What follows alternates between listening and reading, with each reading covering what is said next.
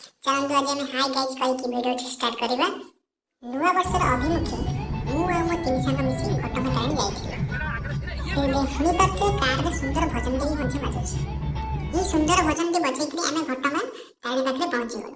ପହଞ୍ଚିଲା ବେଳକୁ ଦେଖିଲା ବେଳକୁ ଗୋଟେ ବହୁତ ଭିଡ଼, କାରଣ ନୂଆ ବର୍ଷ ଯେହେତୁ ସମସ୍ତେ ଆସିଛନ୍ତି ଠାକୁରଙ୍କୁ ଦର୍ଶନ କରି ନିଜର ବର୍ଷ ଯାକ କେମିତି ଭଲ କାଟିବେ, ଆଉ କୋଉଦିନ ଦିନେ ଦିନେ ଦେଖା ନଥିବେ।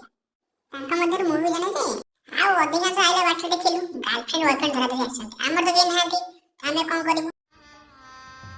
गजब बेइज्जती है। ମନ୍ଦିର ଭିତରେ ତ ଫୋନ୍ ଆଲାଉ ନାହିଁ, ତ ସେଠୁ ଆମେ ଗୁଣ୍ଡିଚା ହେଇ ବାହାରିଗଲୁ। ତ ଆମେ 15-20 ମିନିଟ୍ ପରେ ସେଠି ପହଞ୍ଚିଗଲୁ। ପହଞ୍ଚି ଦେଖିଲା ବେଳକୁ ସେଠି ନ୍ୟୁ ଇୟର ପାଇଁ ସବୁ ଡେକୋରେସନ୍ ହେଇଛି, ଡ୍ୟାନ୍ସ ମଧ୍ୟ ହେଉଥିଲା ଆଗରେ ପଛରେ। ତ ଆମେ ତ ଛାଡ଼ି ପଳେଇ ଆସିଲୁ, ତ ଭିଡ଼ିଓ ରେକର୍ଡିଂ କରିପାରିଲୁ। ନୂଆ ଭିଡ଼ିଓ କରୁଛି ନା, ସବୁ ତାଙ୍କ ମନେ ରହିବ, ଧୀରେ ମନେ ରହିବ। ଏଠି ମଧ୍ୟ ନ୍ୟୁ ଇୟର ଯୋଗୁରୁ ବହୁତ ଭିଡ଼, ନହେଲେ ଦିନେ ଦିନେ ଦେଖିଲେ ଲୋକ ଏଠି ନଥିବେ। ଗତ ଥର ଯୋଉ ଆମେ ଆସିଥିଲୁ ଏଠି ପାଣି କ'ଣ କରୁଛି ନା ଗଦା ହାତରେ ସେ ଉପରେ ଲୋକ ଯୋଉ ଠିଆ ନା ସେଠି ପଡୁଥିଲା।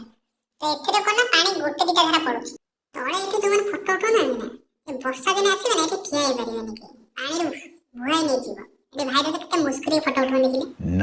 ତ ସେଠୁ ଆମେ ସିଧା ଟିଫିନ୍ କରିସାରିଲା ପରେ ଆମେ ବାହାରି ଆସିଲୁ ସିଧା ଆମ ଘରକୁ। ଘରୁ ଫେରିଲା ବେଳକୁ ରାତି 10ଟା ହେଇଯାଇଥିଲା। ତ କିଛିଟା ଭିଡ଼ିଓ କ୍ଲିପ୍ ବି କରିପାରିଲୁନି, କାରଣ ଆମେ ନୂଆ ଭିଡ଼ିଓ କରୁଛେ। ନୂଆ ଭିଡ଼ିଓ କରିଛେ ତ ସବୁ ଛାଡ଼ିବା, ଧୀରେ ଧୀରେ କଲା ପରେ ଅଭ୍ୟାସ ହେଇଯିବ। ଆଉ ନା କ'ଣ, ଆପଣମାନେ ସପୋର୍ଟ ହେଲେ ସବୁ ହେଇପାରିବ।